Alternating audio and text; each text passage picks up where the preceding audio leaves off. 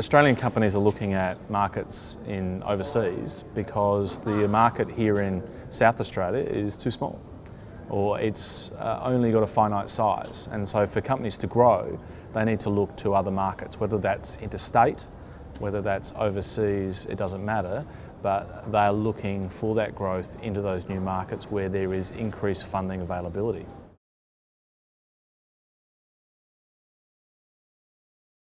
Look, the opportunities are multiple. Australian businesses have a good reputation in many markets overseas. Australians are very good at being able to integrate into other markets. They're very collaborative. And so when they move to another market, whether that be China or Singapore or the United States or India or Indonesia, they already know, or they already have a good feel for what the market would want. Now, going to those markets provides a whole range of challenges to those companies because they have to deal with different cultural conditions, different political conditions, different business conditions, different regulatory conditions, and they need to be able to assess them in a way that is different from the way they would do necessarily here in Adelaide.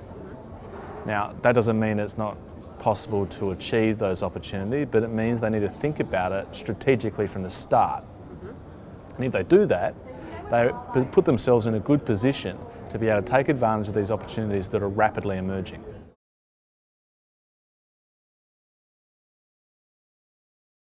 A lot of companies will go with the trade ministry.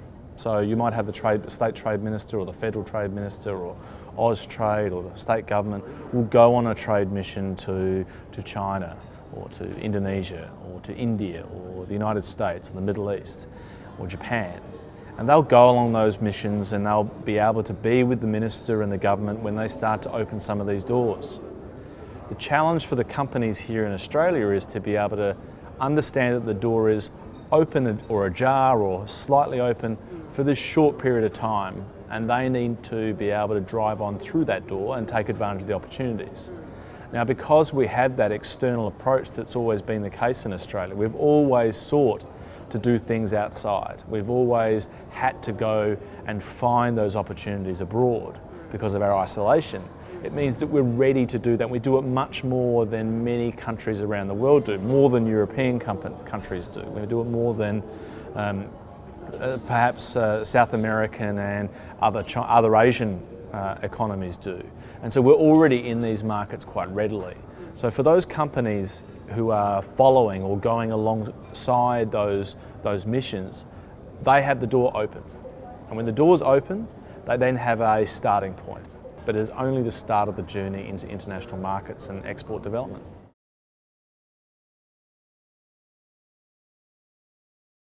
Probably one of the best areas which is aligned with this water industry is the food and agriculture sector. If you think about our food exports to Asia particularly, but more broadly into other markets in Europe and North America, we're very successful, whether that's beef exports, whether that's grain exports, whether that's horticulture exports, whether that's dairy. All of those food sectors have large demands for water. And we see that those companies that are moving into those international markets are having to leverage their connections with government, they leverage their business connections, get involved in the distribution chain and work on how they can increase value for the buyers. Now, this is the same opportunity that exists for our water industry. Now, our water industry feeds in a lot of that technology that allows those food producers in South Australia or in Australia to be able to produce that premium product, or what we might refer to as the clean green product. Now, why is it clean and green? Well, you could arguably say because of the water technologies that we apply in helping us with efficient water use, with productive returns, agricultural improvements that all are about better use of water through the technologies and the services, the professional services and the design systems we put in place in production of these products.